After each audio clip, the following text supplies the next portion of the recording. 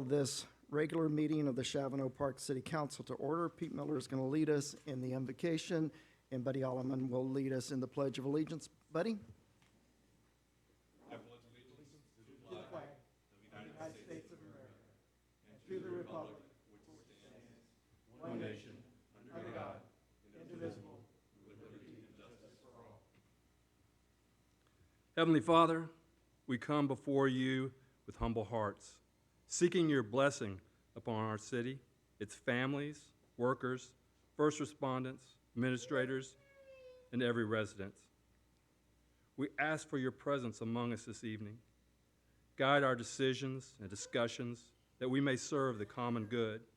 Grant each member of this council the wisdom to lead faithfully, the courage to do what is right, and the compassion to serve all those we represent.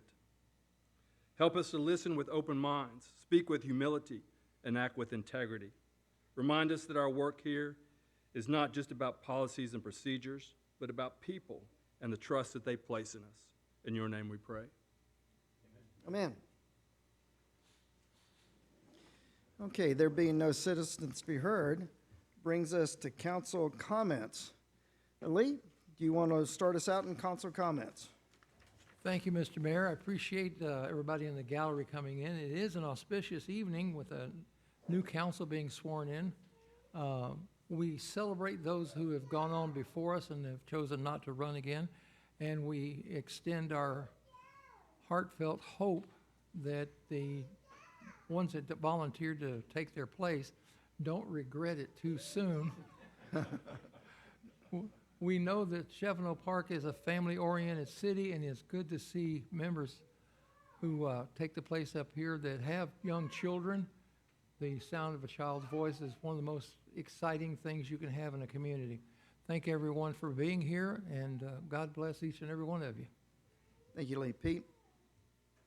Yeah, so growing up, The Wizard of Oz aired every year on CBS, and it reminds us of the timeless importance of heart, courage, and wisdom. And I don't know anyone who exemplifies those qualities more than Maggie Couts. Throughout her 8 years on City Council, Maggie has been a true role model for all that serve. Her leadership, her integrity, and her steady presence have served our community. We owe Maggie a gratitude and appreciation for her remarkable service, and that she set just a wonderful example for us. Thank you. Conrad? Well, good to see everyone. I can't say it any better. That's fantastic, and I can't wait to get Maggie up here to thank her for her service to our community, and I'm sure it will continue on in capacity that she wants to do on her own time. So good to see everyone. Thank you, Conrad. Buddy? Welcome, everyone. Happy belated Mother's Day. And again, I express my sincere thanks to all the time and effort that Maggie's put in the City Council, and we're going to miss her. Thank you very much, Buddy. Maggie's not able to join us this evening. I hope that everybody will keep her in our thoughts and prayers. Give her a telephone call. We will be celebrating Maggie's service to the city, going back a decade or a couple of decades, and at a future council member. Brings us to item number 5.1. Without objection, we will move that to the next agenda. Brings us to item number 5.2. Proclamation, Rush Fun Park's sponsorship of the 2026 Arbor Earth Day poster contest. We have the distinct pleasure of having Faith with us here from Rush. Talked to the folks over there, talked to Lizzie and Matthew, and they were just absolutely wonderful, and they were so excited to be a part of the Arbor Day poster contest. As mayor, I get to talk to the students at Blattman, and I got to go over there and tell them about this year's sponsors. And before I went over there, we had about a quarter to a half an inch of posters that children had submitted. And I told them about the generosity of Rush, the early submission prizes that were going to be $25 gift certificates at Rush. And I went from having about 3/8 to a quarter of an inch of posters to we having about 2.5 inches of posters. Now, some may say that that was just happenstance, but Bill and I know that what it takes to make a really great poster contest is having really great poster sponsors. And so I'm going to ask Faith to come forward and to accept this proclamation. Now, we will have a second one, Faith, that you can take this one, but we will have a second one that we will be posting here at City Hall. Come on down.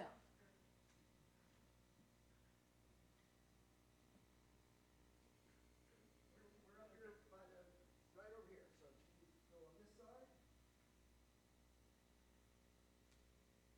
And take the poster. Yeah. Okay, Faith, I can't tell you how much we appreciate y'all as a partner in Chaparral Park. We look forward to working with you in many more activities.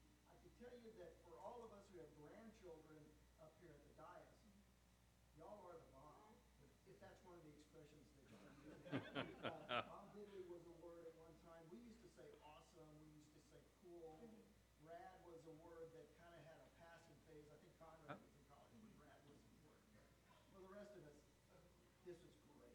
How Thank old you so are you? much. Tiffany Lee, please. Thank you.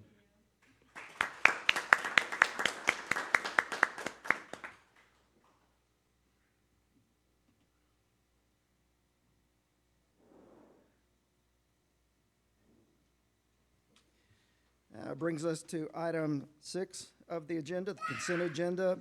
The items considered under item 6 are routine items enacted by one motion by City Council. Without objection, we will appoint them, we will approve them as a whole. Do we have a motion to approve item 6.1 of the agenda? We have a motion from Lee. Do we have a second? Second. We have a second from Buddy. There being no objection, all in favor say aye. Aye. Aye. All opposed, same sign. The motion carries 4-0. City manager's report, all matters listed under this item are considered routine by the city council and will only be considered at the request of one or more aldermen. Consistent with either item, listed item discussion will generally occur at the end of the regular agenda. Is there a request to pull any of items 7.1 through 7.5? There being no request, it brings us to item number 8.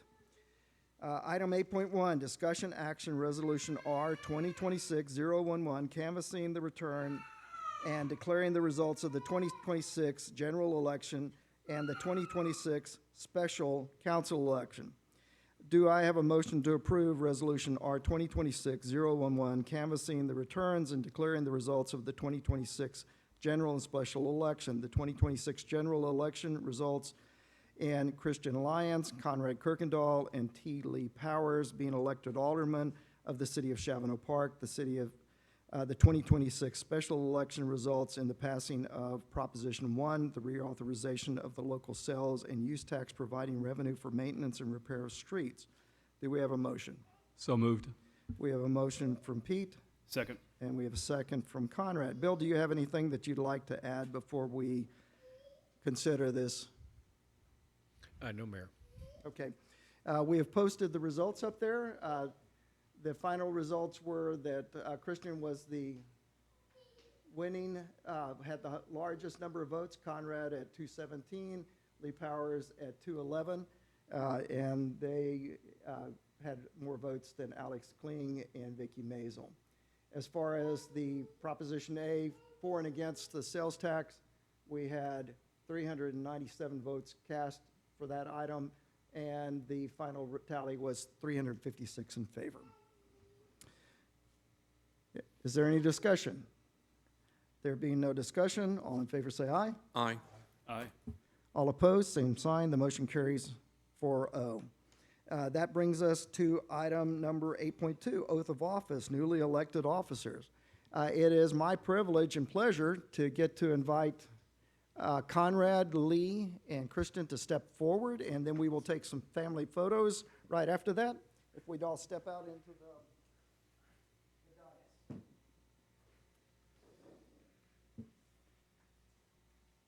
Come on up. The kiddos can join you.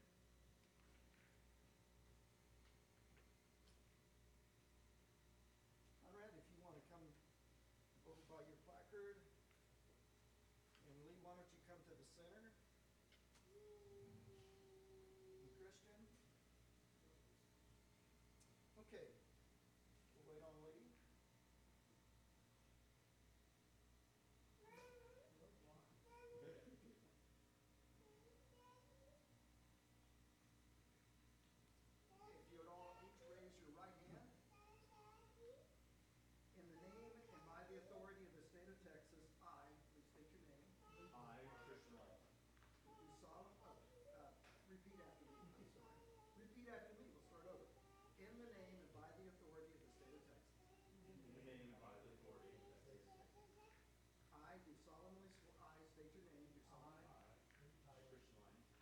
solemnly swear. Or affirm. That I will faithfully execute. The duties of the office of Alderman. Of the city of Chavano Park. Of the state of Texas. And will to the best of my ability. Preserve, protect, and defend. The Constitution and laws. Of the state of the United States. And of this state. So help me God. Very good. Congratulations. Congratulations. If I could get, Christian, if you could sign first, please, and let me countersign.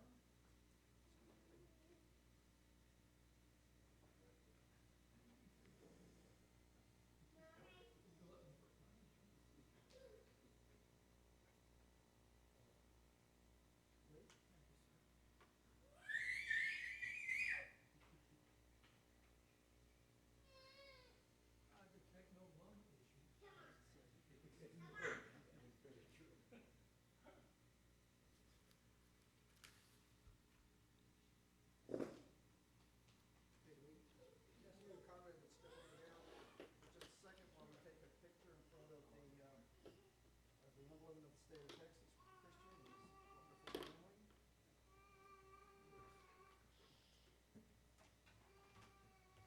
Okay.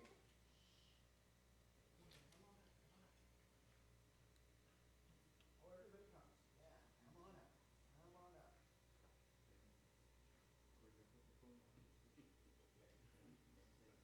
Okay. On behalf of the city of Chavano Park, it is my distinct pleasure and privilege to extend you this certificate of election. Congratulations. We're excited about the next 2 years with you together. Thank you.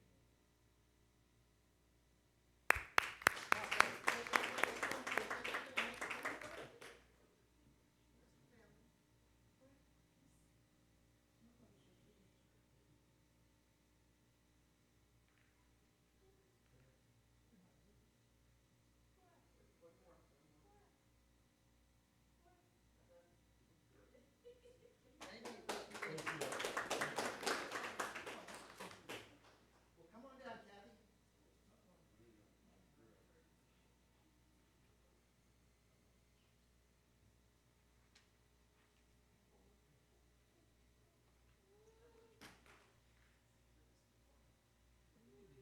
We're so excited to have the leader of the city of Chavano Park and her husband here today. Lee, on behalf of the city of Chavano Park, it is my privilege and pleasure to give you this certificate of election in recognition of the next 2 years of fabulous service that you're going to provide. Thank you so very much. Okay, now, one was just two. One more. Curtis, one more.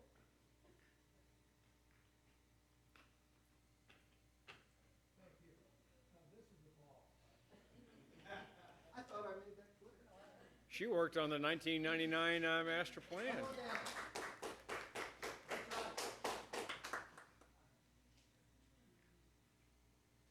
Conrad, thank you for all that you do for our community.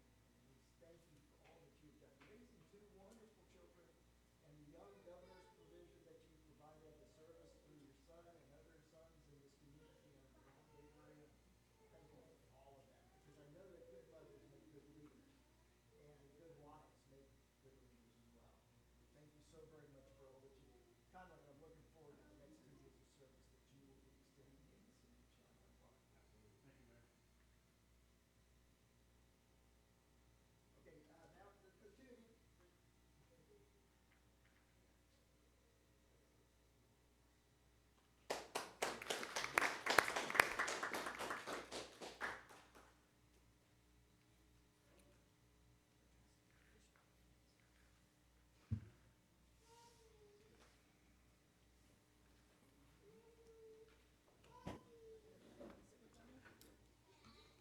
Yes. Christian, if you would come and join us, please. Yeah, I need my pen back. Thanks.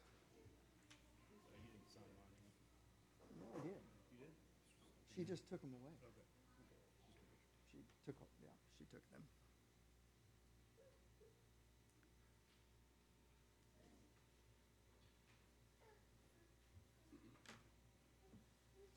Well, Christian, welcome to the guys, buddy. Thank you.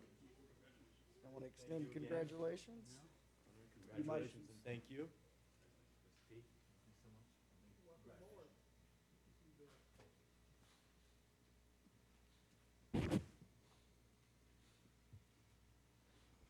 Okay, without objection, I'm going to reopen item number 4, council comments. Without objection, there being no objection. Christian, welcome to the council, and I now extend to you the opportunity to make a few comments to those present and to our community at large. Okay, thank you so much. You need to turn on your microphone.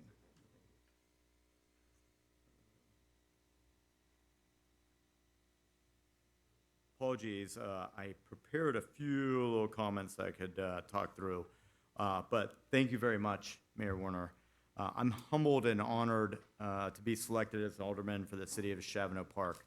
And I'm also very excited and delighted to join a team of caring and involved councilmen and city leaders who have demonstrated steadfast commitment to truly caring for the citizens of Chavano Park through deliberate planning, through careful decision-making, and through enthusiastic and engaged support.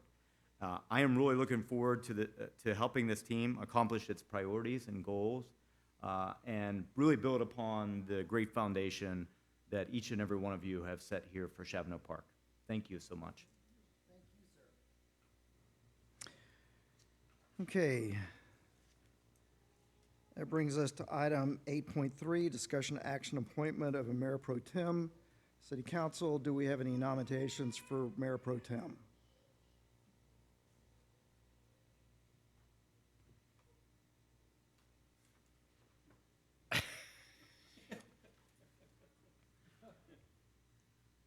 Go ahead, buddy. I'm gonna nominate Conrad. If you Okay. don't, let's just hang in there. Okay, we have a nomination of Conrad to be our mayor pro tem. Do we have a second? Second. We have a second from Pete. Do we have any other nominations? If there are no further nominations, we have a motion to appoint Conrad Kirkendall to serve as the mayor pro tem for a one-year term. All in favor say aye. Aye. Aye. All opposed, same sign. Conrad, you should vote. Sorry, aye. The motion carries 5-0. Thank you. Okay, brings us to item number 8.4, discussion action, comprehensive budget financial assessment, city manager and department directors. Bill? Thank you, Mayor, and thanks, council. I'm going to primarily, I've detailed staff summary that you provided in the packet. I'm going to primarily use the PowerPoint to guide as I go through, and then if you got any questions, we can divert. And I've got the big guns behind me, Brenda, with the master of all spreadsheets, that if we need to get to, we can talk some of the details. Next slide.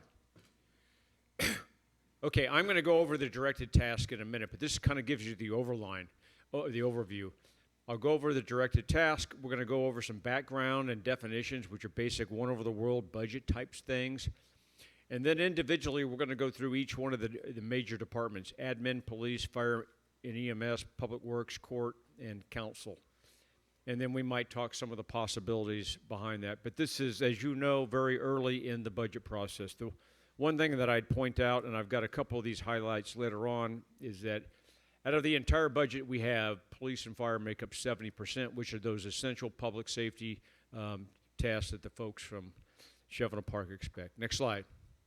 So here's the task originally. This started in November of 2025. Mayor Pro Tem Kirkendall made a motion that the city manager work with the staff to review department efficiencies, cost optimization, and include a review of job descriptions and scoring matrix. And then the mayor appointed a committee of Mayor Pro Tem Kirkendall and Alderman Alaman, who then we've reviewed this with. As part of that discussion that occurred, Alderman Miller provided amplification to that, in which he discussed the need to build for the future and made a friendly amendment to the original motion that includes a comprehensive financial assessment. And then it was to establish target reductions in the budget, et cetera, as we move forward. But the entire intent was to proactively look to the future and not wait till August to kind of get to the bottom line of the crisis. So we've been working on this essentially since January, the beginning of January. We came back, and we have briefed this to Mayor Pro Tem Kuykendall and to Alderman Alaman. I've discussed it with the mayor. I've had some discussions on and off briefly with some of the other aldermen. Next slide. Some background information, and just kind of reverting back to the mission statement, which is based upon the mission essential task. And the mission essential tasks are found in the budget, and derived from that is the mission statement, which really talks about providing municipal services in professional, cost-effective manner to our citizens, business owners, and to the facilities, and consistent with our small town values and character. And I just want to highlight that there's some qualifiers in here that we have deliberately put in here in the development of our town plan. And those include providing exceptional leadership and exemplary municipal services, not good, but those are purposely stated. And then when you go down to the other part that's highlighted, why are we doing this? It's to enable an exceptional quality of life and workspace. And so I'm not reminding you of that because I have an agenda. I'm just kind of saying this is our responsibility, and I take that serious. And that has been a mission statement, has been tweaked a little bit here and there for about 12 years. And it's reviewed every year in the annual budget cycle, as well as twice since I've been here in the town plan. Next slide. As part of that mission statement and the budget process, and in part of the town plan, we've established 8 overarching goals. And those drive the budget resourcing process, and each goal has subordinate objectives underneath it, in which we then have to apply, and we look at it every year. We apply manpower to it, time, resources, money, efforts, etc. And then those expense items are then approved in the budget.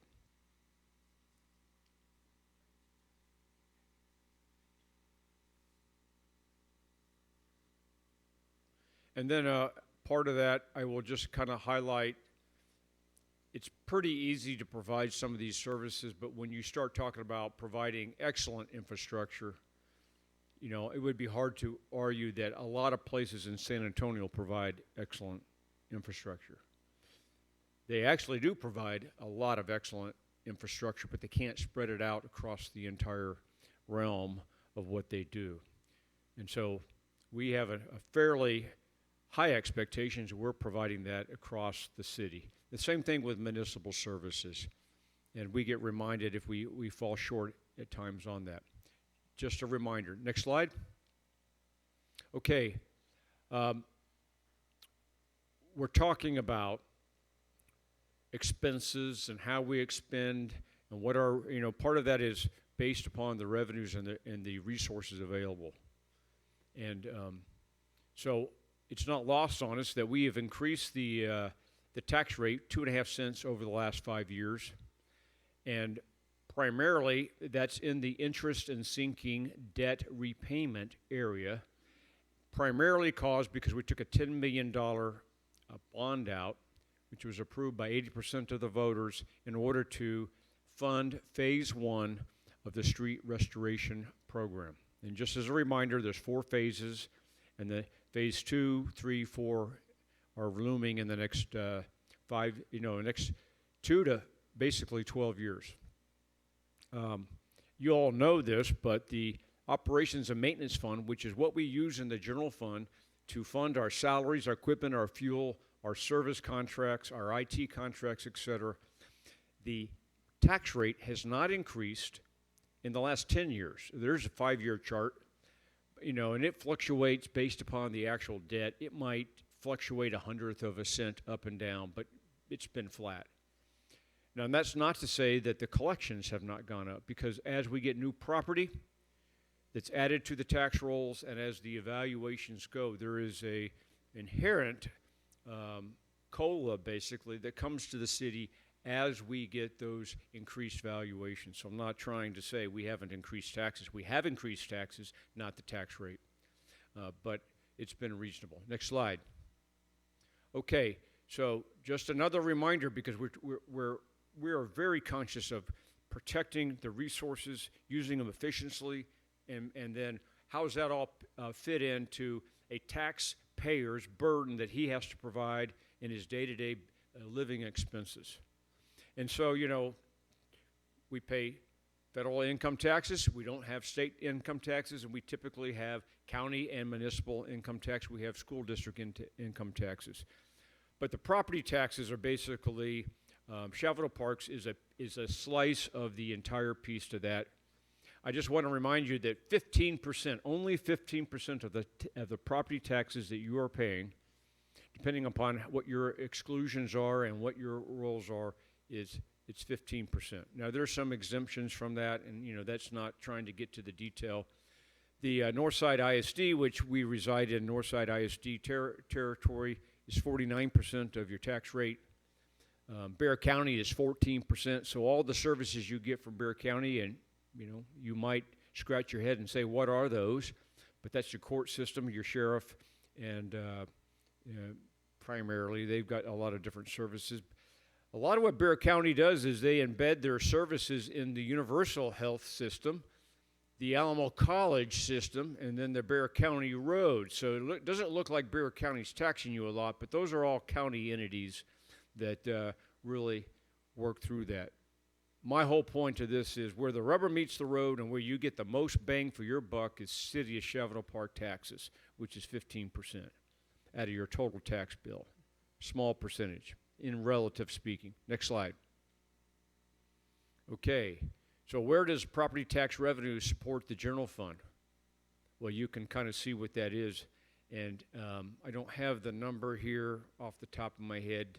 That looks somewhere around 65–70% of the total tax rate. And I think I might have had that in your staff summary, but that's 66% of the total revenues that the city gets. 66% is dependent on property tax revenue, so which means we're highly dependent upon that. Next slide. Taking a look at the last 5 years, where has the budget gone? So in 2022, we had a $5.7 million general budget. Last year, we had a $7.1 million budget. So we've had a steady increase of that. I don't have the amortized rate, but I'm going to say it's probably 4% plus. Next slide. So often in the budget process, and we'll do this later on in this presentation, we look at cost per department. And there are some revenues per department. The court brings in revenues, the police bring in revenues, and the fire bring in revenues. Very important. But I just want to highlight, I've already mentioned that the fire and police, both of those are 35% of the budget, and that does not account the crime control prevention budget, which then adds on more to basically operating expenses, because the crime control is operating expenses. The street maintenance pretty much goes to our capital projects. We're not using that for day-to-day operations. But the admin department is 18%, public works is 8%, the municipal court is 2%, developmental services is which inspections and permit fees and plan review is 1%, and the mayor and city council, their entire budget is about 1%. Next slide. Another way to look at that, and I'm just only going to talk police here. I'm going to drill down in police because I'm going to show you what we did with police, fire, public works, admin, court, etc. So we took every department's budget and we said, well, what is that? And I don't think this is the latest version of my brief. Okay, not a problem. That's my fault. I updated it late. I think I got it. Here you can see in the police department, the percentage of expenses is $2.3 million out of basically a $2.45 million budget. That is 82%. No, 92%. It's on my other slide, but I think it's 92% of the entire police budget is personnel. And that basically pays the pay and benefits for 18 commissioned officers and a police office manager. And you could just take a look at the other costs there. They're not very much. A lot of the contractual and services are mandatory services that we need. Next slide. Okay. In this drill, we took our budget, and this is only one sheet. I'm not going to go over all of them, and you can thank me later. But could we go to the other briefing, the updated briefing? I'm sorry about that. I did some work later this afternoon, and I put some aids in this to help point out where I'm trying to talk about, because where am I looking at that briefing?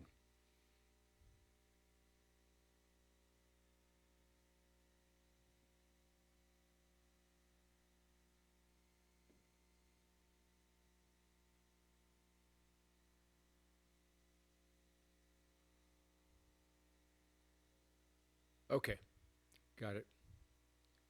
Yeah, 92.8 is the personnel cost for that. Next slide. Okay. Maybe I didn't save it, but salaries. It's on a different slide. Basically, we took salaries right here, and we said, okay, what is the amount that we have budgeted? You can see in 2021-22, it was 1.2, almost 1.3 million. This adopted budget we had is 1.6 million. And we went through every line item here, and we evaluated whether they were a mission essential cost, mission enhancing costs, or they were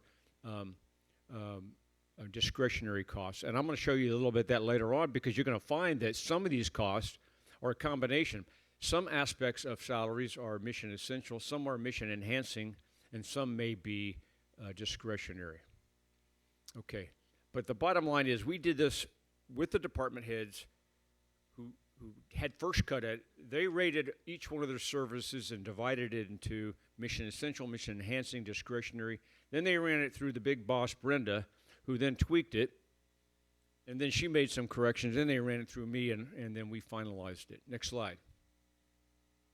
Again, just to make sure I'm telling you what we're doing, we're going to go through each department, and we created a scoring matrix, which I'm using as mission essential, mission enhancing, and discretionary. That may not be exactly what you were looking for. As part of that, we looked at what is our efficiency and cost optimization, and together it provides a financial assessment. We did not provide you the job descriptions because for most part you already know what they are, but we can go through that. Actually, Kristen's doing a pretty good job of updating most of them as we're going through. But there may be some job descriptions you may want to drill out in the future during our budget workshops. And we have not established specific target reductions in any of our budget, and that may be something we want to do as we move forward. But we're trying to proactively look in the future. Next slide. So, what are mission essential expenses?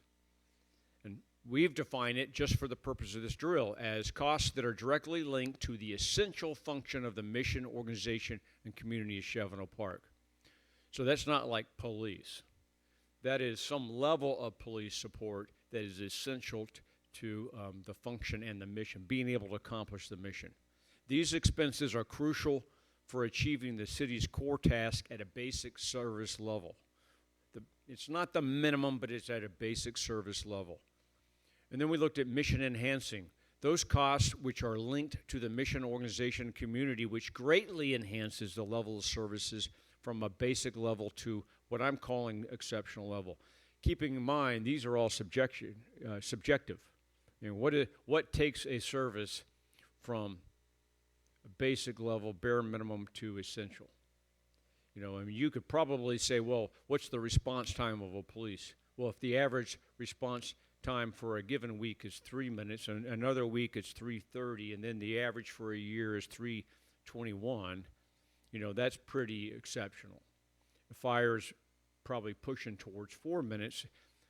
I've never compared our response time to the city of San Antonio or Fair Oaks Ranch or anyone else, but everyone seems to think that we do a pretty good job of that. And then if you were like, okay, what allows you to go to that level? And it's probably the mission enhancing expenses. At one point in time, we only had 16 commissioned officers. Under Chief Lacey, we, under his recommendation of hiring 4, we hired 2. And I think that really allowed us and enabled us to get to that next level of that. But there may be some costs which are discretionary. We define those costs as indirectly providing benefits. So it's not like they're wasted money. They're indirectly providing some benefit to the mission, organization, and community. And while they may be desirable, could be deferred, reduced, or eliminated without materially deteriorating the exceptional service levels of that particular task. Now, collectively, that may not be the case. So when you could eliminate some discretionary levels of funding, maybe in the city council or the city admin, it won't affect the police, for example. And I think we're going to give you some examples of that. Next slide. Then we looked at personnel. Do we actually have, these are the mission essential personnel. Do we have, which personnel are not mission essential but are mission enhancing? And then do we have any discretionary folks? And we define those as mission essential are those assigned to a department whose job duties must be performed to accomplish the essential missions of a city. And then the mission enhancing is those personnel assigned to the department whose job greatly enhances the level of service. So you take it from basic level to an exceptional level. And again, we may have evaluated this as these are mission essential, and we can have a debate on that. We can do it offline, and we may be able to say, hey, we overrated this or we underrated this. So this is just our best assessment. Discretionary personnel, that's kind of a hard one because everyone's got a full-time job. But there are some, we've identified at least one and maybe a couple that maybe can be looked at in the future. But these are personnel assigned to a department whose duties contribute to the organization, but the job duties could be performed by others without materially deteriorating the exceptional levels of service. Hard cut. Any questions on the definitions? Okay, next slide. Okay. Here we went, and this is what I was thinking about before. But this is the police department. This is the only slide I'm going to go through in the detailed line items. So look at the top left-hand corner. You look at salaries for police department. I already told you it was 92, almost 93% of the budget. The Chief Fox, has looked at this, and he said out of the $1.6 million, I've rated 12 patrolmen, the assistant chief, and the chief of police as being mission essential. And out of that, all the personnel, the lieutenant, the sergeant detective, and 1 patrol officer and the code compliance are mission enhancing. And so out of that, he said, the police department, the office manager is discretionary. That's Karen's position. So what has occurred over the last few years is in the reorganization of the department, we have elevated the lieutenant to assistant captain, and we've taken one of the sergeants and elevated to lieutenant.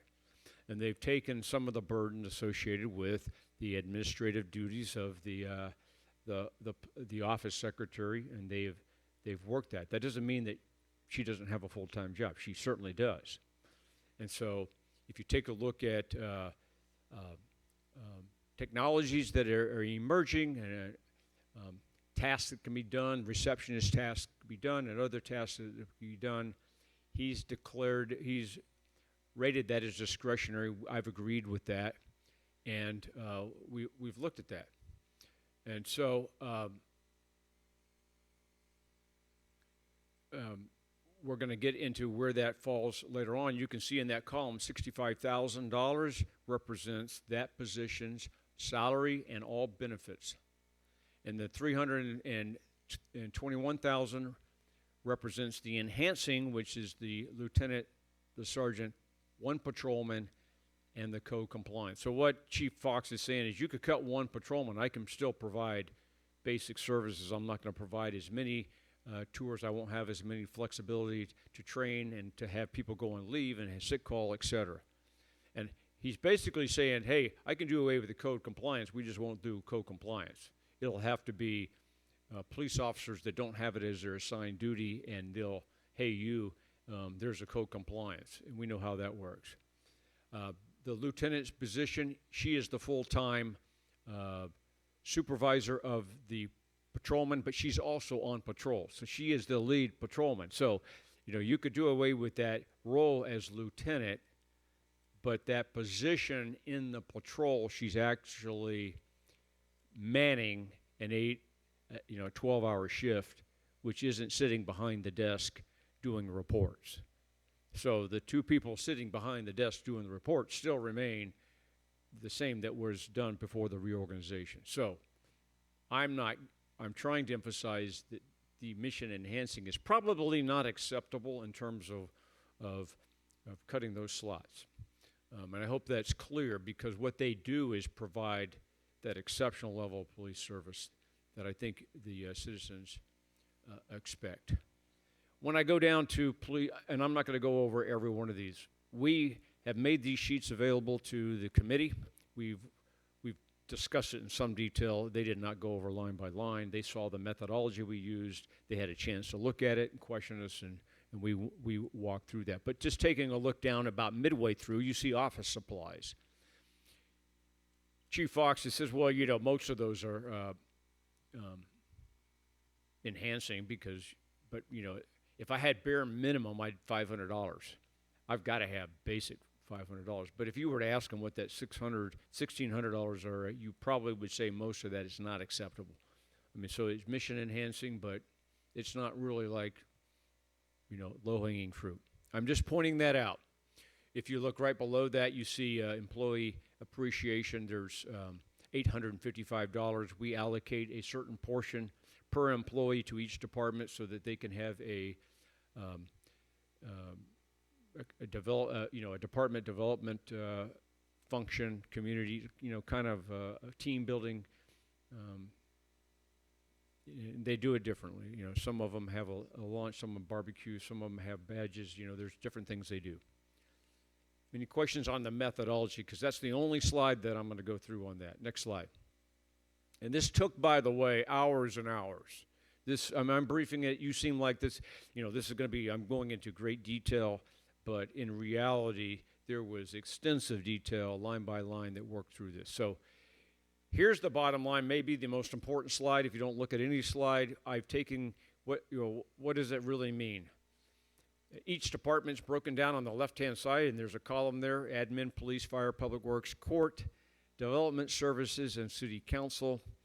I've got two columns there that are next to that. What are the discretionary expenses? What are the enhancing expenses? Obviously, we're going to focus in on the discretionary. Are there any discretionary funds that can be then reduced, or we achieve cost savings? In our analysis, the total discretionary funds across the entire general fund budget is $216,000, which represents about 3% of the budget. In the enhancing portion, which takes us from good and basic level of services to exceptional and excellent services, we consider that to be, evaluate that as $1.1 million, which is 15% of the budget, and that's a total budget out of $7.2 million. And I will note that out of that discretionary funds, enhancing funds, is the $235,000, really $236,000, which are transferred to capital replacement, which is the savings account we use to buy the fire engines, the ambulances, the public works vehicles, et cetera. So you could temporarily do away with the $236,000, and then when you had to buy a fire engine, you'd have to pay $1.4 million. You'd have to probably take out debt to do it if you didn't have it saved over and amortized over 20 years. The other thing that I wanted to mention, I mentioned that the police department was 93% of the budget. The entire city staff across all of the general fund is 81% of the budget. And so we already showed you there's only one discretionary office position. There are some enhancing ones that may be morphed into discretionary and may be able to be consolidated. I'll show you those. I'll be transparent and tell you where I think those are. But when you really look at those are the, they're not the high cost, positions of the fire chief, police chief, the city manager, the public works director, the city secretary. You're talking about these folks have a third of the salary of those costs. So you're not going to save a lot when you talk about total cost of benefits. So that's the important slide. We can come back to that later. Next slide. Okay, let's talk about the admin department. I've got a slide on discretionary, and I've got a second slide on mission enhancing. I got a third slide on personnel and equipment. So we looked at what are the discretionary costs in the admin portion. Well, okay, we have a tuition reimbursement program. We don't allocate a lot of money towards that, but we add some so that if an employee wants to go get higher education, we reimburse that partial. We reimburse partial expenses for that. And then we do employee appreciations, which includes everything from bereavement to a gathering at the end of the year for the admin staff. And so those are discretionary. Obviously, they contribute to the morale and welfare of and the development of employees. Services, we have some services. We have some dues to some professional organizations. I belong to the Texas City Managers Association. They task us and expense us based upon the salary of the city manager. I don't know what that is, but it's probably $1,000, maybe it's more than that. There's also the Texas City Managers Association conference that I'm going to attend the first week in October. I don't have to attend that. In many cases, I'd rather not attend it, but there is value to that, and I collaborate with city managers, and we get legislative updates, and we build partnerships, and we get to talk to the attorneys and get to know them, et cetera.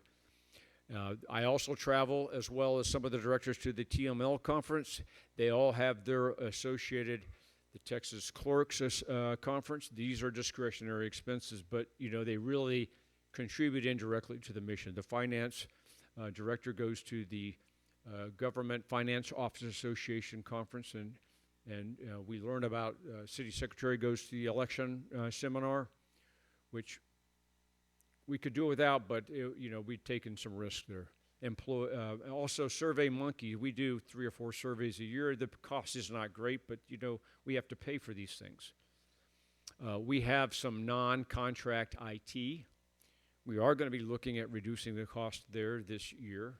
Curtis has been looking at IT costs. He's assumed more and more of the IT costs every single year. And then we have AI tools. And so we pay for AI for, I think, 2 folks in the admin section. And so it's catch-22. We could do away with the AI, but we're actually looking to enhance the AI so that we can use AI services to reduce some of the other services that we use. So AI, when we first talked about it 3 years ago, we kind of scoffed at it. We're using it collectively as a organization more and more and effectively. And so you can see that. So not a lot there, about $16,000. Next slide. Mission enhancing, well, we think that the permit clerk receptionist is included in that in personnel. And all these special allowances include cell phone allowances, vehicle allowances, and other allowances associated with certifications to the group. You could do away with it. That's a benefit and ultimately those contribute to the total benefits of the package that employees get. And so when if you start looking at those, you're enhancing, because it's all cumulative. It's part of the retention and part of the recruitment that we're able to do. We have a lot of office supplies. We do a newsletter, and we do postal meter. I mean, to say that the postal meter reader is mission enhancing is probably, that's a stretch, because it's most of it's mission essential. We have to mail a lot of notices and things to our citizens. If we didn't ever send them anything, we wouldn't need as much on our postal meter. We pay for the postage of the newsletter, and it's quite expensive, and I think it's over $1,000 a month. So, I mean, we don't think that's discretionary. We think that the community newsletter is enhancing. By being able to directly communicate to every household in Chavano Park, we're sending strategic messages, and we're giving them updates. We're improving our transparency. We're doing a lot of things which enhances a mission and builds trust in Chavano Park. We have a lot of services. We've tried to cut down on our legal attorney fees. We don't have our attorney sitting here. We haven't had our attorney sitting here for months, because we're trying to do the legal review and work outside the city council meeting, and we're not paying them $800 to sit here, travel, and come here just to check an occasional question, etc. So we've taken not a lot of risk, but we've done that. 10 years ago, we had the attorney here every time, and they were used extensively. We codify our ordinances a couple times a year. It costs us a lot of money. Every time we update our ordinances, and then we update it on the website, they charge us fees associated with that. We could do that less, but we really probably don't want to do that, because if there is ordinances that affect personnel, they're not going to know to go to the attached version that you have to seek, or go to city council meetings and look what the city council packets are. A very small cost for Smart Sheet, and we're using that to enable a lot of our programs and HR business associated with that. IT services, off-site storage, password services are part of the contractual services in the next line. Cyber training, there's a cyber training award. Cyber training is actually mandatory. We have to do that.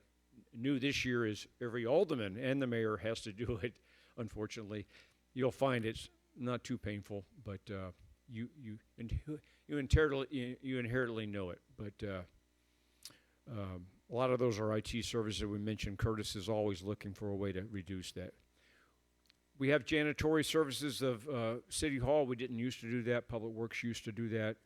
We get frankly, we get better services and more routine when we do it here. That is something that is enhancing, as well as repair and supplies, which could be deferred, but it's better not to defer it.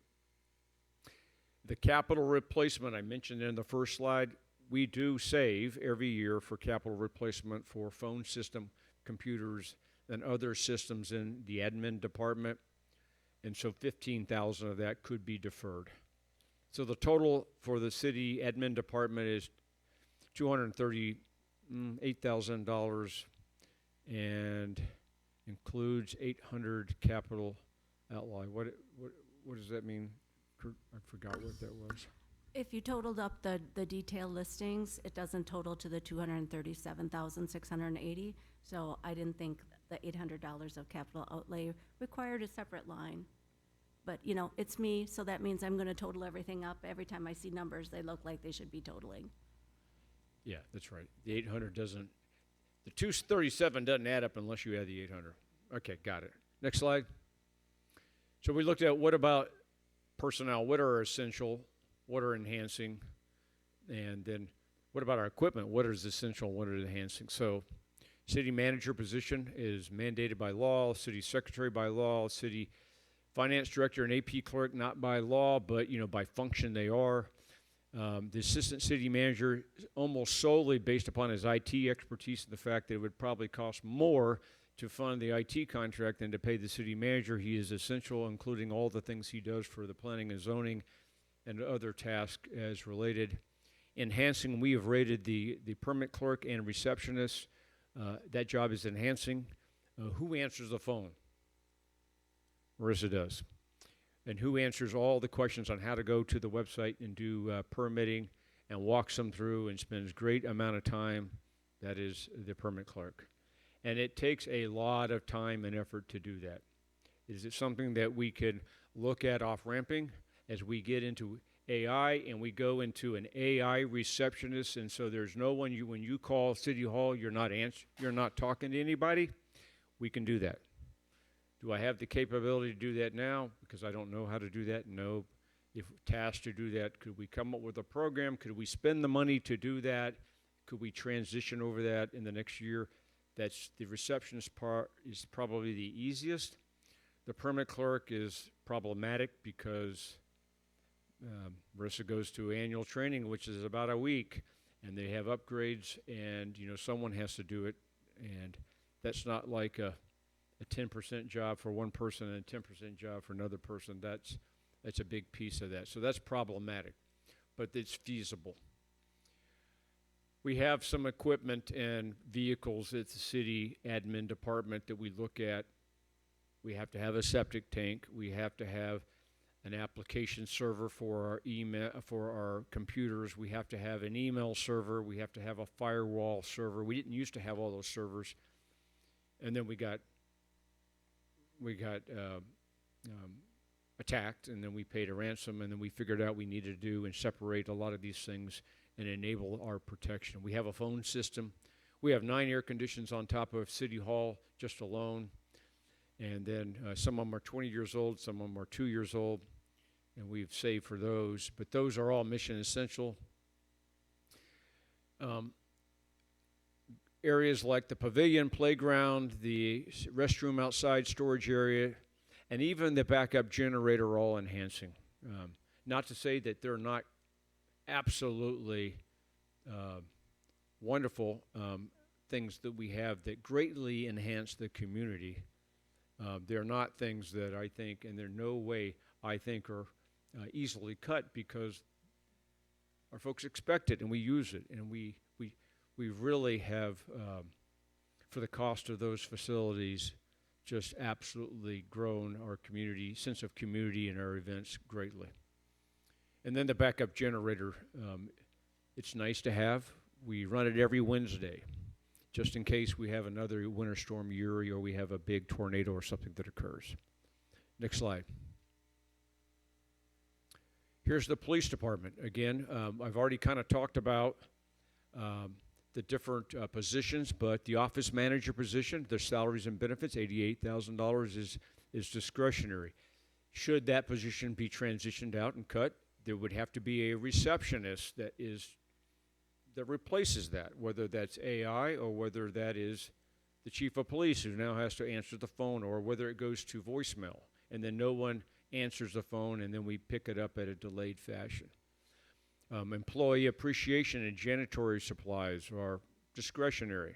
At some point in time, though, you run out of just janitorial supplies for the jail, then then it becomes maybe mission enhancing or essential. The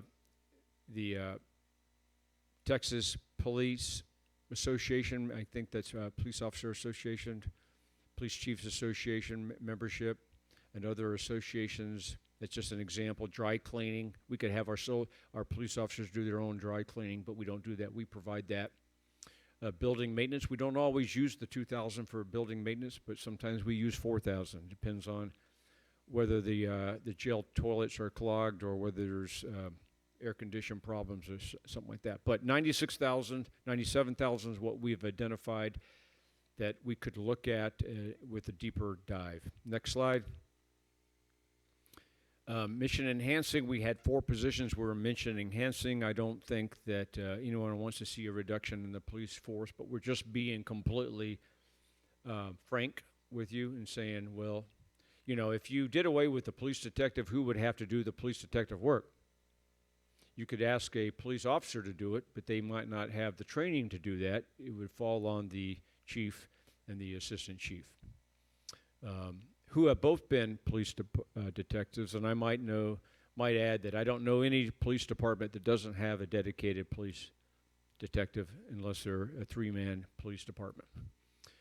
Supplies. There are some supplies, copy machine that maybe is mission enhancing. We do some printouts that we wouldn't have to print if we didn't have to, if we were really short that money. We participate in the Texas Police Chiefs Association best practices. We do that every 5 years as a recertification. There's a cost of doing that on a yearly basis. We could not participate in that. We could not participate in the animal control, but people want us to provide animal control services. And being a best practices, which is a very elite honor we've earned in the police department, gives us focus and gives our police officers things to focus on, which primarily includes policies, writing the policies, then actually training the folks on the policies, then having a system which then ensures that we're following our policies. You know, you can write a policy, but if you don't follow it, it's not worth what it's written on. And that's all checked during our inspections during the year, and then our annual, our inspection every 5 years where someone provides oversight and makes sure we actually did it.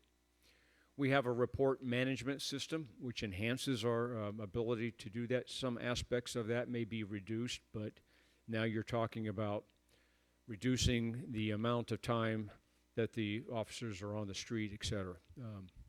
There's some electronic equipment and maintenance lease stuff that could be looked at, cell phones, dispatch line, total of $600,000 on the dispatch line. I might add that Bear County provides our dispatch services for free. For the most part, our citizens pay for taxes to Bear County, so it's not necessarily free, but they don't bill us like they bill some of the other cities. That's based upon our relationship with Bear Met 911 next door, probably some of the things that Mayor Warner coordinated with in the 1999-2001 agreement as we ramped up there. Next slide. Looking at personnel, I've kind of already talked about this. Most of our officers are mission essential because you have shifts, and you have to have a minimum of 2 people on a shift. We basically have 4 people on a shift. Sometimes, and then we have other officers that augment that. You have to have backups in case people get sick. You got to be able to move people around. But we've gone from 8-hour shifts to 12-hour shifts, 8-hour to 12, back to 12. And so we're working through that. You could probably cut 1 officer and then some of the positions, but you're really going to limit the number of boots on the ground, so to speak, the number of visits in the cycles through our different patrol areas. Code compliance, you could do away with that officer, but you got to fulfill that function somehow. Before, it was done by somebody in admin, and it was a low-cost position, low-trained position, low-performance position, and we get a lot more bang for our buck, in my opinion, because we have a uniformed commissioned officer who's issuing citations, which basically are violations of the law. Police officers enforce the law. And then the beauty behind that is a rotational position when you need somebody to be on shift. If you in times of not crisis but low manning, that code compliance officer fills a patrol position, which we've done numerous times.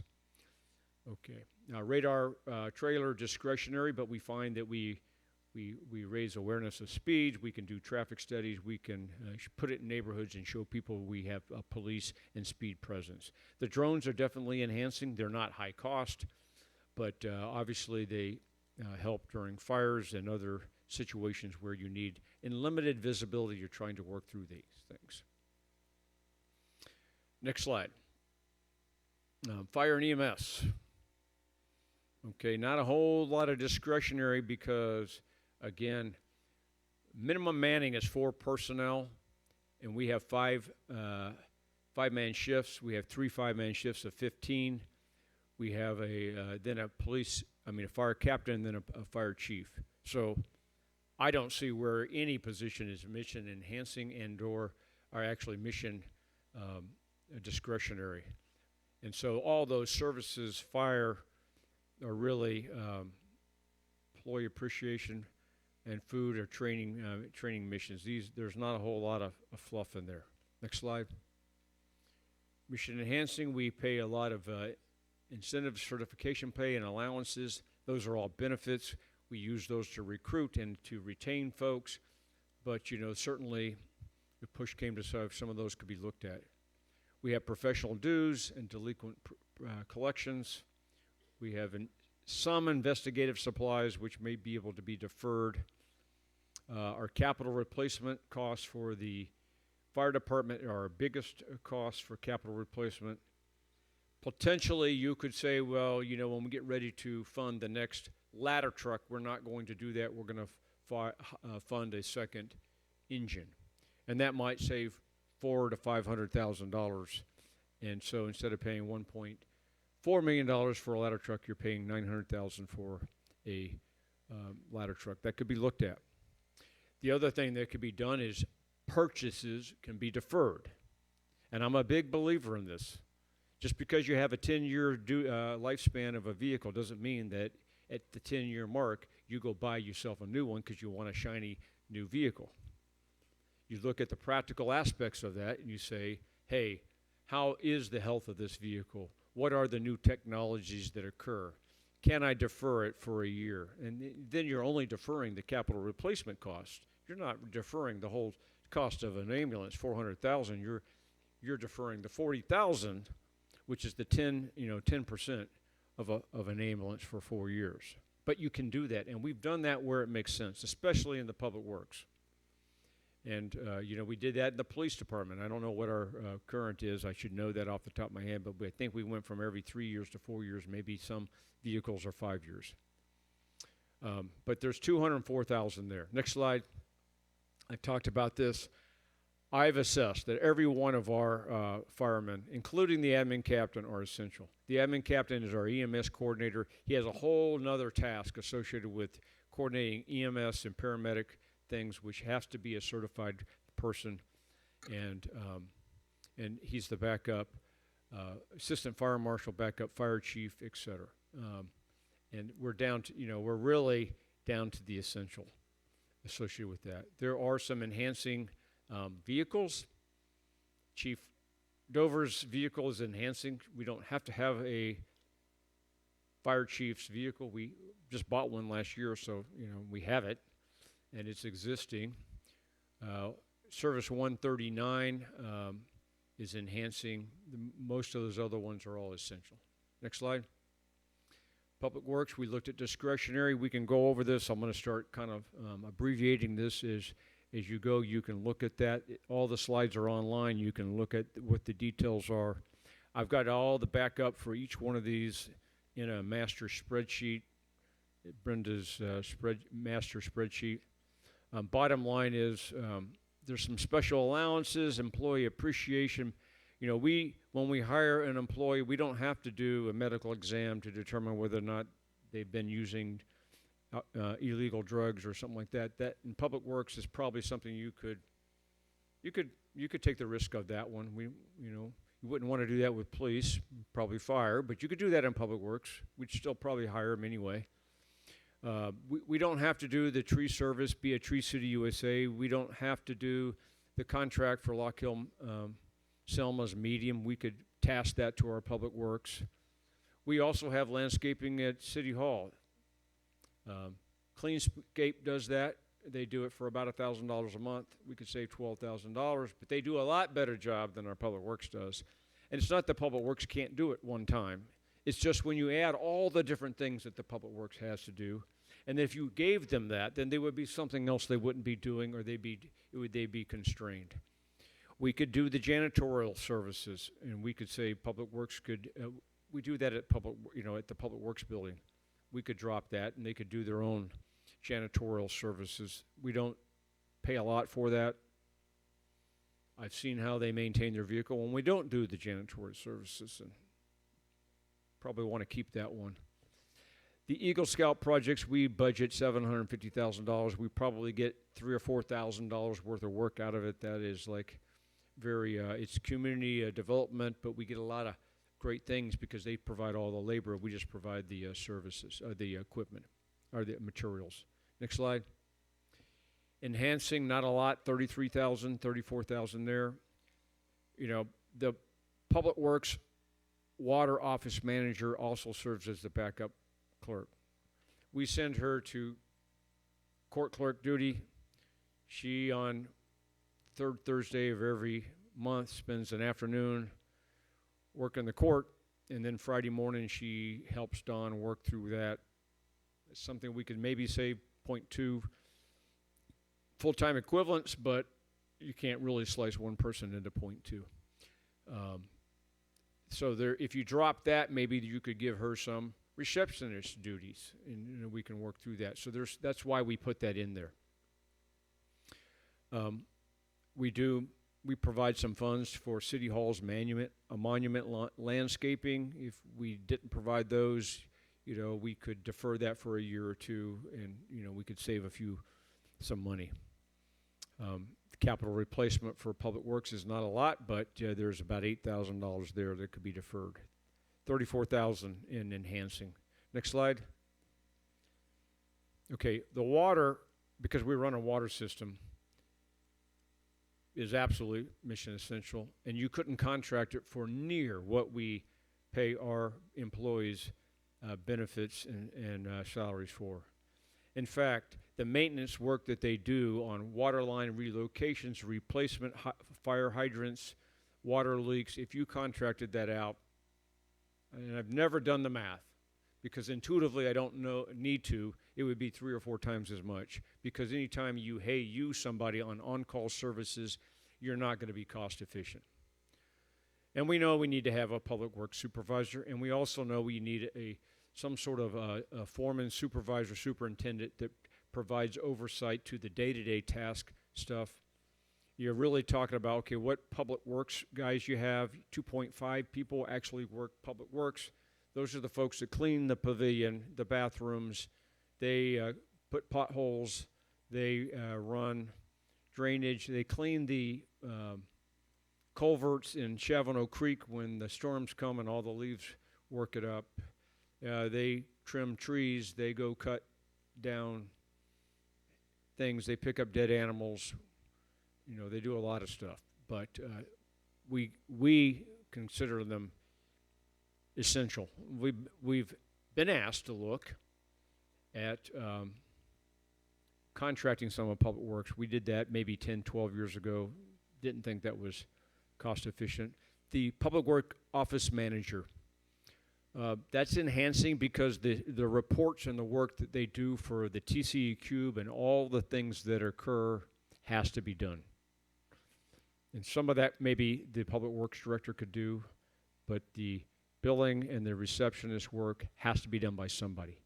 Can we look at water utility billing and get efficiency and contract that out for a cost? Yes.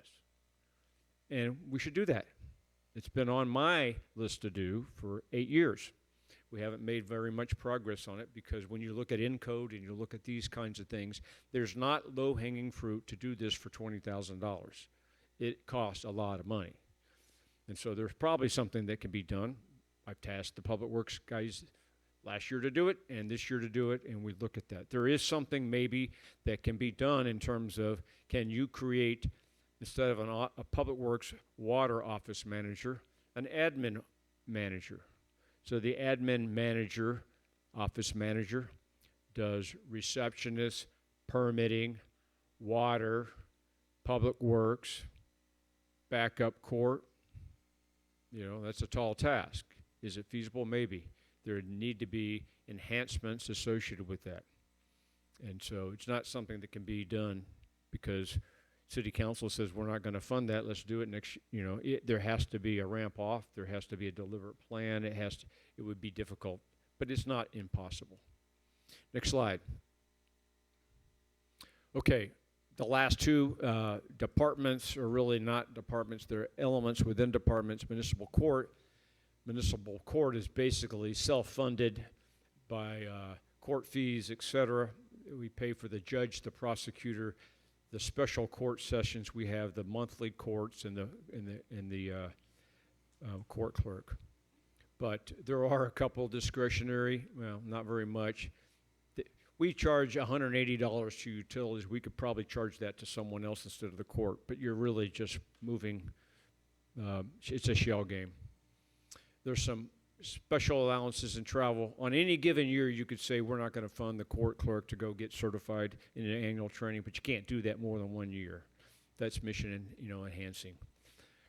Developmental services, again, these are all permit-based, inspection-based. We charge for review plans, review fees. We charge for every inspection we do. And so those, again, they're completely self-funded. But there's no personnel. We contract all that out. They do a great job. I'm not aware of any cheaper services that you're not going to compromise quality of service, and then B&B Inspections does it for us. 3/4 of all the municipalities, maybe only half of them use them, but quite a few do. Next slide. Council, we get to council. There's not a lot of discretionary. We participate in Scenic City USA. That's about $1,000 a month. That's a nice title. We don't have to do that. We go to the TML conference. Most of the time, 3 or 4 aldermen will go to a conference. And when you do that, it's a couple $100 per alderman to sign up for the conference. If it is in town, then it's just basic small fees that we have for meals and travel. If it's out of town, it's significant because there's either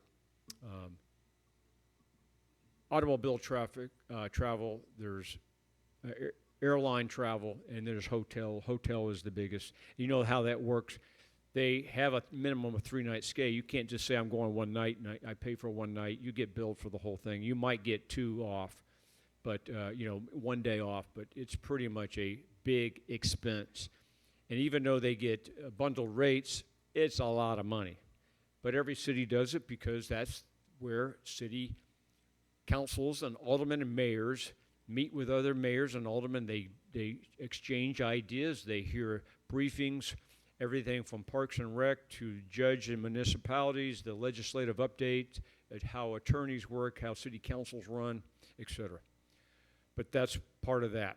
Office and meeting supplies, there's not a lot there. We don't always bill $2,700, but most of that we do. We have a community enhancement and engagements fund. We have moved the funding of our city events. We think 2 of them are discretionary. The trunk or treat, we don't have to do a trunk or treat. We don't have to do a garage sale. We think those are nice services we provide to our residents. They're fairly cheap. We do a citywide cleanup. We do fiesta medals, and we transfer some things to capital replacement. Part of the citywide cleanup includes shredding events, recycled batteries and electronic equipment and stuff like that. Enhancing, we do 3 events, the Winter Festival, the Independence Day, and Arbor Earth Day, and we do texting services. We think those are very valuable community building events. Wouldn't want to see those go, but they certainly enhance our reputation, our ability to connect with the community. Not saying that enhancing is a bad thing. Actually, enhancing is a great thing. And if I were to tell you one thing, enhancing is that small amount of money that you provide that provides extraordinary services on an exponential manner. You get more bang for your buck really in the enhancing funds than you do on the Mission Essential. Because Mission Essential is just the basics. You want to get to that next level, you put a little money in enhancing, and you get a lot out of that, in my assessment. Next slide. Okay, so what's the way ahead, right? I mean, I'm not looking for any decisions, any guidance. None of this is easy.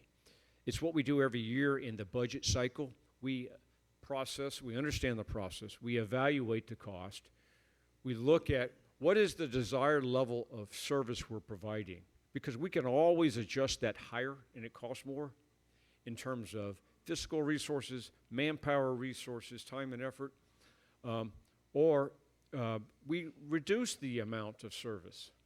I was in the Army as the Installation Management Commander, which is the city manager of Fort Hood. And we had something like 413 services. These were bona fide approved for every installation in the United States. There was 312 installations or something like that. Don't quote me on the exact numbers. You are either red, amber, or green, and this is what the level was. And they only funded you to a red, amber, green, and some were funded at red. You were not funded. That's a basic service. We're not doing it.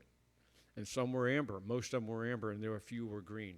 But that was as they went through cost savings and said, hey, we're going to cut you 10%. It was, okay, then what level of service you want me to take from green to amber or from amber to red or something like that.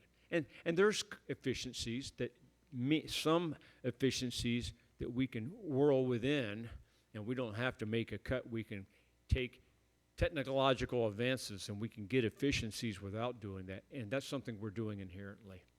So the last thing I'm going to leave you with is the approved vision statement from the town hall, town plan from 2018 and 2023, which is included in each one of our budget statements. And that is for all the audience that's listening that cannot see the slide, because they can't see the slide on the recording. Our vision for Chavano Park is that Chavano Park strives to be the premier community in Bexar County, preserving and celebrating its natural setting, small town traditions, amid a surrounding area's urban growth, and all that implies crime and congestion and all the friction that comes from San Antonio and Bexar County. And I think that is my last slide, subject to your question. Sorry it was so long. No, thank you, Bill. I want to thank you and the staff. I want to thank and I want to commend Conrad and Buddy for all that they've done in putting this together and helping you and reviewing it with you. I know that each one of the council members is going to want to have probably an individual sit-down time with you before we come into our budget cycle on the 27th. So a lot here for everyone to digest.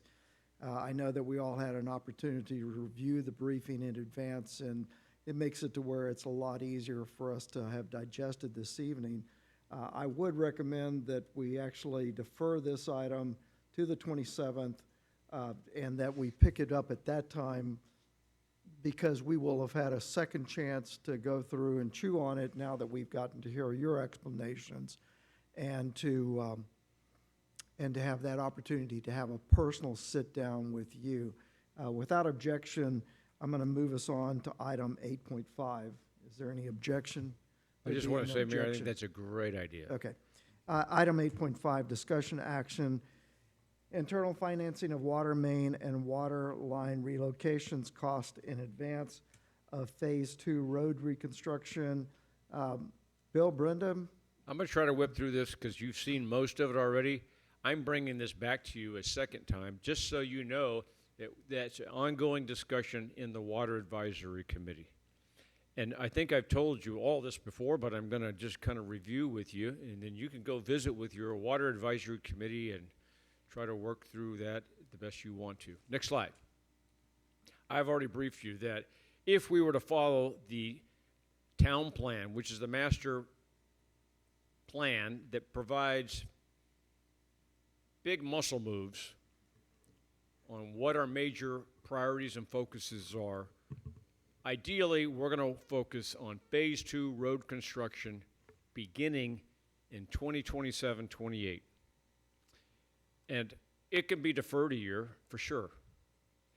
But the implications to that is that right on the heels of Phase 2 is Phase 3, and right on the heels of Phase 3 is Phase 4. And just to put it in perspective, Phase 2 is the northern section of Northwest Military Highway north of City Hall on the east side, the west side.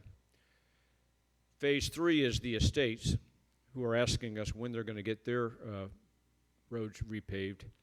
And then Phase 4 is Pond Hill, Lock Hill, Selma, basically, and Chavano Creek. In Chavano Creek, we had to do portions of Cinnamon Oak and Post Oak. and Post Oak, because the clay that's in there, despite the fact that you had a lot of base in there, um, in the shifting clay caused those sections in the south part of Chavano Creek, which is not rock like the rest of the city, to deteriorate significantly. And you could see like a 4-inch drop in the asphalt right in front of the intersection of Cinnamon Oak and Hubner. And it was basically, you hit that, you're damaging your suspension. The same thing with Post Oak Way. That has been redone, and now I think that we have achieved some good success there. But, you know, what I'm getting is, hey, when are you going to do the rest of Chavano Creek? And I'm like, hey, sorry, you're really about 12 years away. So this could be deferred a year, but if you do, then you have, it's basically, you know, you're just deferring the problem, which becomes, it compounds. So we're scheduled to begin this, and the problem is that we've got lines and water lines that have to be relocated prior to the work. If you go out for a bond or a debt in 2027, you're really looking at the summer of 2027, maybe the fall of 28. You got to have all that work done. And in order to do that, that takes months. The Public Works Director has already briefed you on that, and that's, I'll just kind of review that quickly, and we're going to get right to the financing. Next slide. Yeah, in Honeybee, they put the main right through the middle of the line, and in some places it's only a few inches deep. You know, it's probably, the water main's probably a foot or two, but you can't actually mill and excavate and put new stuff without damaging those concrete asbestos lines, which are very brittle. Because they was built into the 70s, 60s and the 70s, those asbestos concrete lines, which you know are not ideal, they're not a danger unless they break. Heavy machinery going over that is likely to break them. So those lines need to be relocated into the median. And then every one of those lines have service lines that have to be relocated. So some of the challenges are, here's the two pictures that I took that says we're going to have to run that water line right in between those trees and that curb right there. Not going to be easy. We're going to have to relocate a couple of those mailboxes. It's going to take time for Public Works to do that. That's Honeybee. If I go to, this is Broken Bow, and not the entire Broken Bow, but from where it meets well site 5, basically southwesterly, then westerly into that cul-de-sac there. That's 1,383 feet. It's right in the middle of the roadway. It also has to be moved and relocated to the water line. And then the sections of it are less than 12 inches deep. Now, that's PVC. Doggone it, they should have put that deeper. And if they'd have put it 2 or 3 feet deep back in when they did it, we wouldn't have to relocate that, because that PVC could last 50 years, but that is going to have to be relocated. And the service lines are even shallower. And you can see some of the challenges we're going to have to do. Our Public Works can do that. We've worked around that. We did it in Ingate. We're doing it on De Zavala, but it takes time to do that. Elm Springs, same thing with Elm Springs. From Bikeway through the intersection of Elm Springs, then all the way down to the cul-de-sac, it's in the middle of the thing. We've already relocated a portion of it. You can see the blue. That was redone a couple years ago, but it's not about 1,000 feet, and it's 4 inches. It's a 4-inch iron ductile, and the standard is 6 feet. So that line in itself is not the standard. So this gives us an opportunity to move it out of the road, take it from iron ductile, which sometimes rust, to PVC, and we can make it a 6-inch, which will increase the firefighting capability. All that costs money. Next slide. Here's some of the challenges there we'll have to work through. Total, there are 227 total services in that part. That's service lines that go from the water main either to the left or right of the road, and they have to go to homes to provide, and all of those service lines are shallow. We could do 3 to 5 a day. You can see how many working days there are. Then there's the water crossings. There's 11 additional water crossings. And that what we did on the east side, where we dug big holes in it, put it down 3-4 feet. We put a conduit in, and then we put the water lines in the conduit so that if we ever have to do it, repair on it, we don't have to tear up the roads. That's what our goal is. There's 11 of those. We're pretty good at that. We're getting fast, but it takes a lot of time. Next slide. Here's the 11 water crossings. We've done 2 of them already. They're in the blue, but you can see that's where those are. Next slide. That's where the conflicts are. Total of 3,400 linear feet, 227 water lines, water service lines, 11 crossings. Next slide. Okay, Public Works, we showed you this before. The cost of the main water line relocation at Elm Spring, Broken Bow, and Hunters Branch is about $275,000. The 11 water main crossings, $176,000. The service lines anywhere between $48,000 and $50,000. Mostly that's all just material. That doesn't count the labor, the equipment costs, the fuel, the things associated with that. Our estimate is about $500,000. We have this year's budget, $150,000. We're going to start this water line relocation when we get the thumbs up from City Council. We've kind of already got it, and we think that we are probably good through this most of the summer with $150,000. But right on the heels of that $150,000, we need $350,000. And we have gone through. Do we have another slide or not? Okay. Go back one. We have a fund balance, but we have a lingering replacement of the ground storage tank at the well site 1. That's going to be about $350,000. We're saving every year for it. We've been painting it, and we've been patching it, and every year right before the TCEQ of inspection, we upgrade it just to where we have passed. It's doing well, but it's continuing to rust, and we're going to get to a point where we can't defer that. Then we also know we have water rights. I sent an article, did I send that to you today? In which we talked about the AI generation plants that are coming into the area surrounding the Edwards Aquifer. There's, how many was that, Curtis? 28. And each one of those plants are required to go acquire their water rights and then give them to SAWS. And then SAWS will then let them use the water. An acre foot costs about $10,000 to $12,000 now. That means I got 28 water plants trying to buy up all the available water rights, which we lease anywhere from $150 to $250 a year, and we probably need to buy some more. So the whole point is we could probably fund the $350,000. We would have zero reserves in the water fund. We would have to significantly raise the fees more than we're already looking at. You don't know this, but the Water Advisory Committee is looking at what our debt service fee is. I'm going to show you that in a minute. And then what our water rate fees are, and the fact that we haven't raised our water fees since 2010, 11, 12, something like that. And it's about time to do that. Next slide. Okay.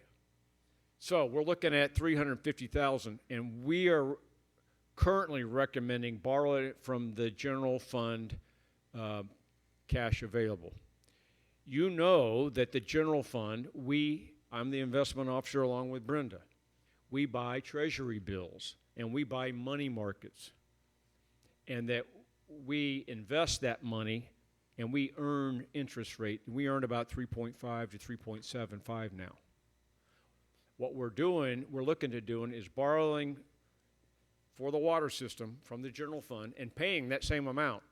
The general fund gets the same amount, and the advantage is the water fund does not have to take out a bond. If you take out a bond, you have to get bond attorneys, you have all the transactional fees, the financial advisor. You're talking an additional $30,000 to $50,000 if you go to fund it outside of the city. So Our proposal is going to cost the water fund $31,500 to borrow from the general fund over a 5-year period. The council is looking at a 5-year, a 7-year, and a 10-year. And what staff is recommending, I'm only telling you this, is we're recommending a 5-year, because if you defer it, then what you're doing is at the 5-year mark, when you have all these other expenses, you're now just creating an almost, in my assessment, an unbearable burden that you're going to add 5 years from now, because you're going to have to do this again. All the water line relocations that have to be done for the old is going to have to be done with the estates, plus all the other stuff that's going on. Next slide. So what does that mean? Right now, we charge $25.76 a month for a debt fee for every water user. 707 of you guys. 702 on this number, but it's somewhere between a 7.2 and 7.7. Last month, we paid off a portion of water debt.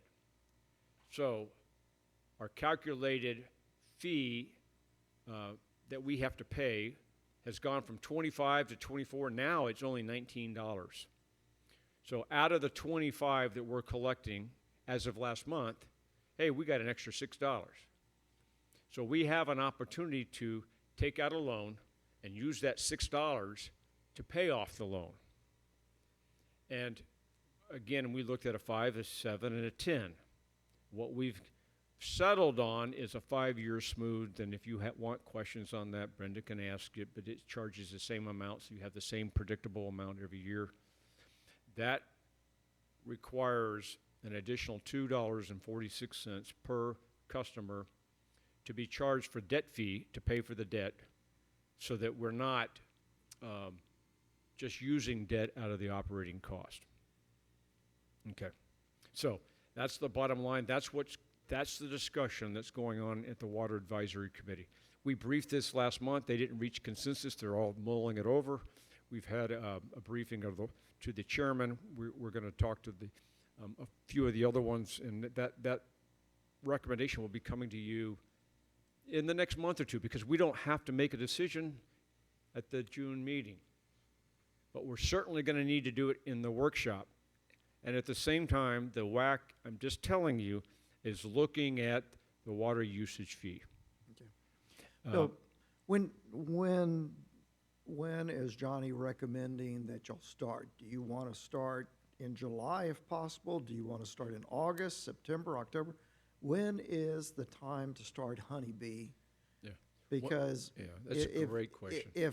If the time to start is July, then we need to push the water committee to make a recommendation. No, I think it's this month. I think as soon as I plant 5 trees that are the community donation trees that going on Northwest Military and Days of Awe, this is the next big project.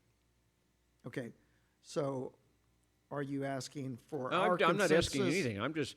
This is a lot to process. No, I think no, it's no, going I- to need months for you to wrap around, because this is just part of it. The other part is the expenses required to run the water system are getting higher, and we're going to need a water usage increase.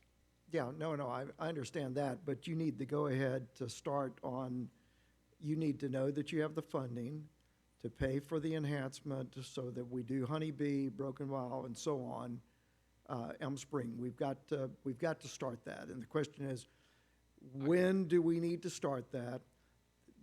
The second portion of a rate increase is a different animal. Yeah. And that can happen in October, November, whenever that needs to happen. But if we need to send our water crews out there now, then you need a consensus from council that, yes, we're going to support you in this. Yes. And the Great sooner you question, get Mayor. that consensus, the better. In March, you approved us to start. You've already approved that. Okay, And so what I'm telling you is that the 150,000, I can do Honeybee, and I can do all the Honeybee, and then I can stay within that 150. But coming on the heels of that, Yeah. I'm going to be coming in the June meeting or the July meeting to say fund the rest of it. okay, without objection, I'm going to entertain a question Is there, from next slide. council. I'm going to turn to Pete. Pete? Yeah, Bill, what you've presented to me is a no-brainer. I mean, when you can borrow money from yourself, that makes all the sense in the world.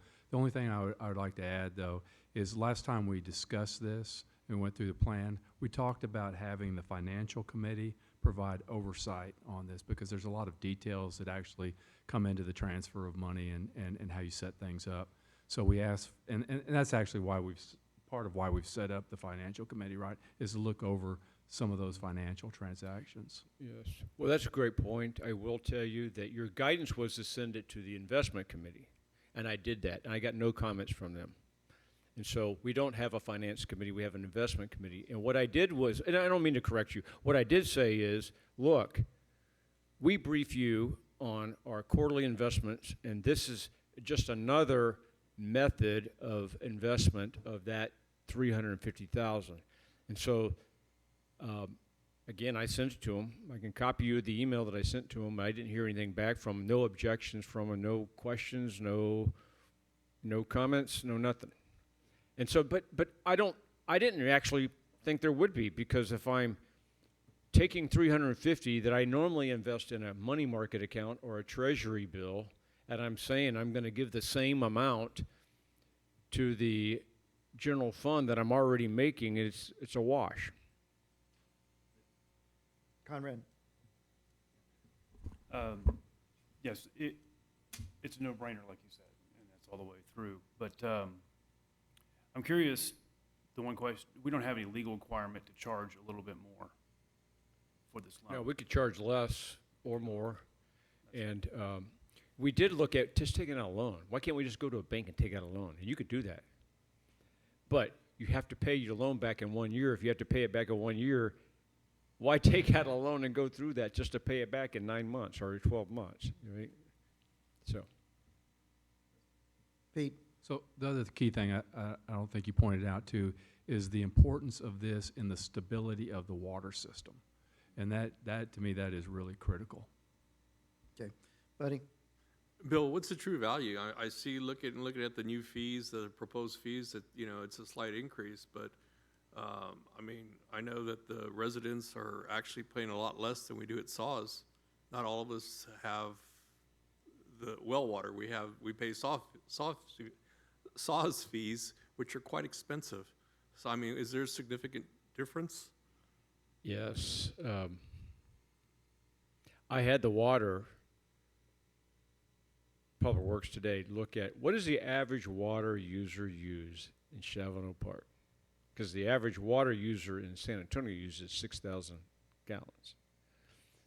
And I think we're at 16,000 gallons, and and then there's the median. No, what was it? I don't have it exactly right, but it's almost like you're at the level of the Saul's water abuser level that we are. I'm a Saul's water abuser because if you use over 18,000 gallons, you're labeled an abuser. If you water your lawn 4 times a month, you're using over 18,000 gallons. If you have any substantial lawn.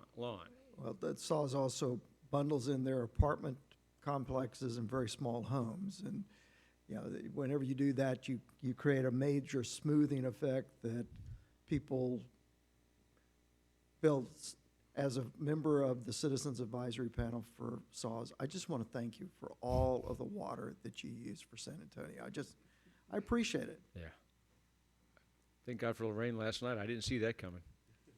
Turned my sprinklers off this week. Okay, that's all I have. Okay, thank you. Any other questions? If there are no further questions, brings us to item 8.6, discussion action, budget preparation compensation committee. We've had a compensation committee in the past.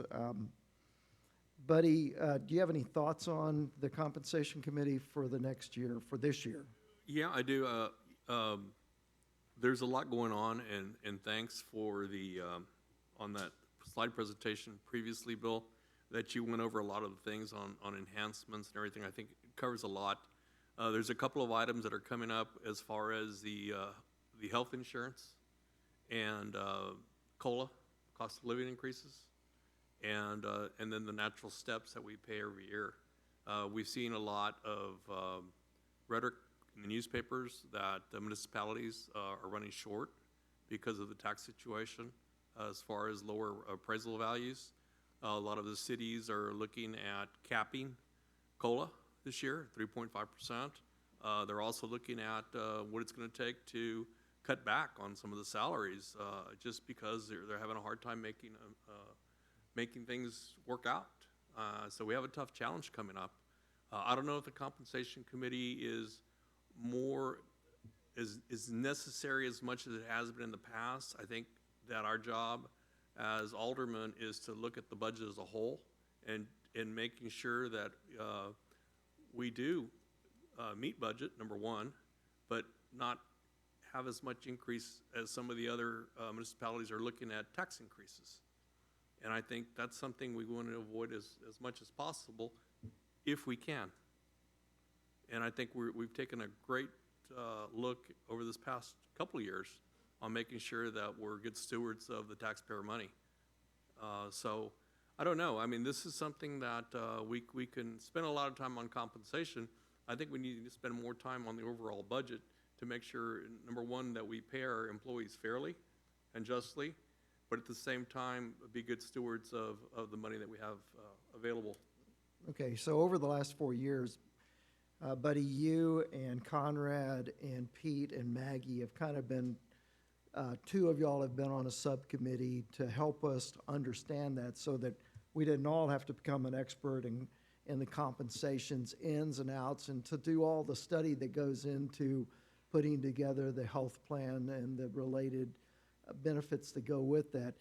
Do you think that we should continue to have a subcommittee to do that, or do you think that it should go back to the staff? Do you have a recommendation that you're going to give to us? I think that we should go back to the staff and have the staff come back with recommendations to city council as a whole, and just see what's out there. I mean, times are different this year. Times are extremely different. Conrad, I mean, we've talked about it extensively as to what we're looking at inflation. We've seen the numbers. I don't know if everybody agrees with the numbers. They're all over the place. If we're not either shut down or the numbers are late. I mean, we see gas prices being extremely high. We see groceries continue to escalate. It's not going to be like it was coming out of the pandemic where we were looking at 8.5%. But we did, pass on this past year. What is it, Bill, to 3.2%? Our COLA was 2% last year. 2% last year. But people are looking at 3.2 to 3.5% this year. So, I mean, that's significant. Conrad? Yeah,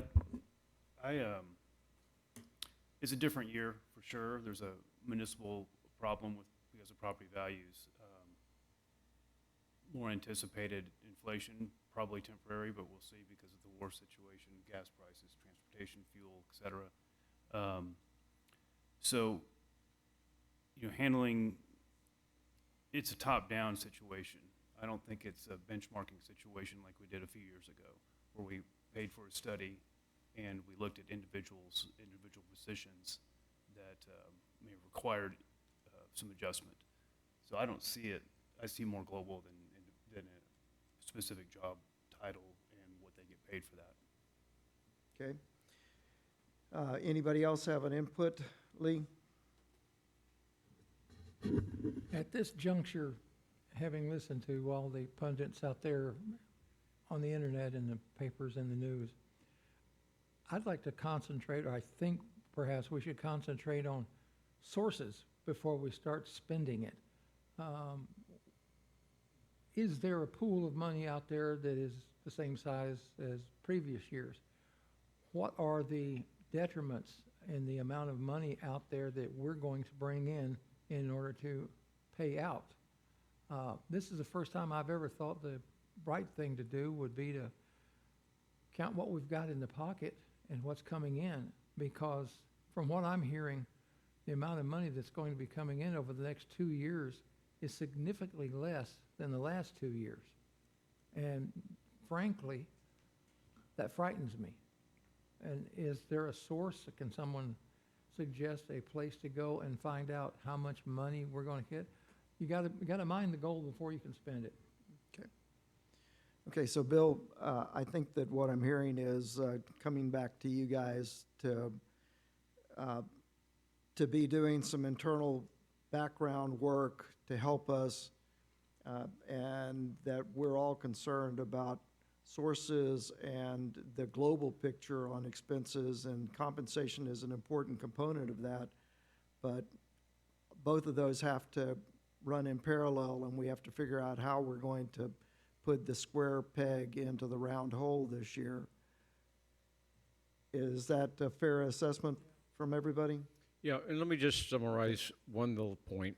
We're not planning on doing what you would call either a formal or informal compensation study. In other words, last year, Brenda and Kristen went out and they polled 15 cities. We looked at every duty description. We came up with the minimum, mid, and max, and we did a lot of work on that. And we had some numbers, and we made a few minor adjustments. For the most part, we didn't make any adjustments based upon the study, because we didn't have the capability of making those recommended adjustments. But we were not far off. Additionally, there's another study that was done by Leon Valley that's only 1 year old. So what we've talked about internally is we have last year's, we have Leon Valley's, we can look at that, what did we learn? And we're only 1 year off. And so there's low risk, I'm agreeing with you, by the way, there's low risk of saying we hold with what we got and we're focusing on what the COLA and what we can afford, and not trying to do a lot of these, increases where we're trying to rebalance someone that may be on the low end of the funding to a more average ending of the funding. Okay, I don't thank see you. us doing that. Pete, you can have the last word. So last year, one of the things that Kristen really helped with is, and a big part of the compensation was the benefits, and to understand kind of the increases and fluctuations and options of the healthcare system was really critical for us. And so I hear what Buddy's saying is maybe that's better conversation to have with the whole council versus just a couple individuals that really dive into it deep, that we all need to understand that. Okay, very good. If there's no further comments on item 8.6, we'll go to 8.7. Brenda, if you could help Christian with the dates that we've already committed him to. Yes, so at its April regular meeting, City Council provided consensus for the first two budget workshops. So those are currently scheduled for Wednesday, May 27th at 12 noon, and Wednesday, June 10th at 12 noon. So with tonight's change in council members, city staff is requesting confirmation of those dates and times. Also, for planning purposes, staff is requesting council look ahead to and provide consensus for workshop number 3, which is proposed for Tuesday, July 7th at noon. And just to correct, the slide before, it was Oh. proposed the 17th, but we We already changed it to the moved it to the 10th. Yeah. So just make sure we're, Yeah, it's the 10th. last month of we had June. proposed the 17th, but you guys looked at your calendar and we had to deconflict it and move it to the 10th. So right now we have Wednesday, May 27th at noon is budget workshop number 1, and Wednesday, June 10th at noon for budget workshop number 2, and we're proposing Tuesday, July 7th at noon for workshop number 3. Okay, so if everybody can pull out their smartphones and look at July the 7th.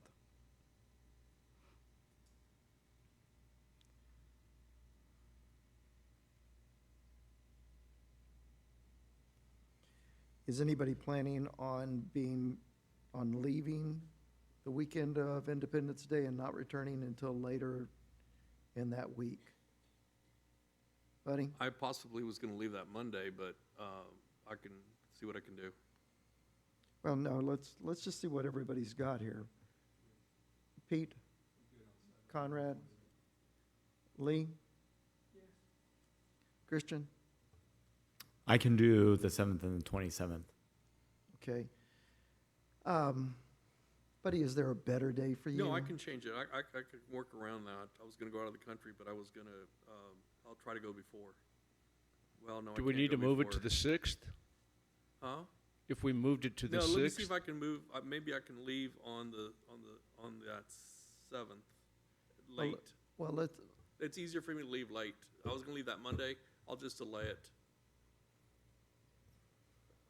I'll work it out. Are you good with the 6th? I could do the 6th I as don't know, well. I mean, see, I don't know what anybody, No, Mondays are, go back to June. I can do that.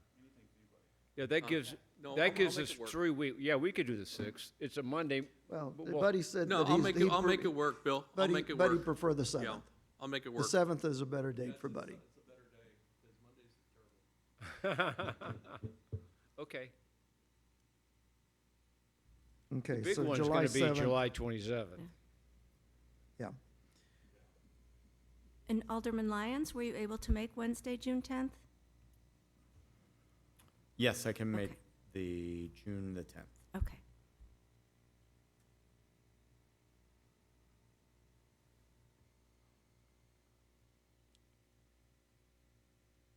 Okay. Very good. Thank you, Bill. Thank you for your briefing on the budget efficiency assessment. It was extensive. We look forward to being together on the 27th, and I know each council member anticipates having an opportunity to go in a little bit more detail in the efficiency assessment with you. Brings us to item number 9. Kristen, do we have a motion to adjourn? I would like to make a motion to adjourn. Okay, Kristen has made a motion to adjourn. Do we have a second? And Lee has seconded that motion. All in favor, say aye. I Aye. Aye. All opposed, same sign. The motion carries.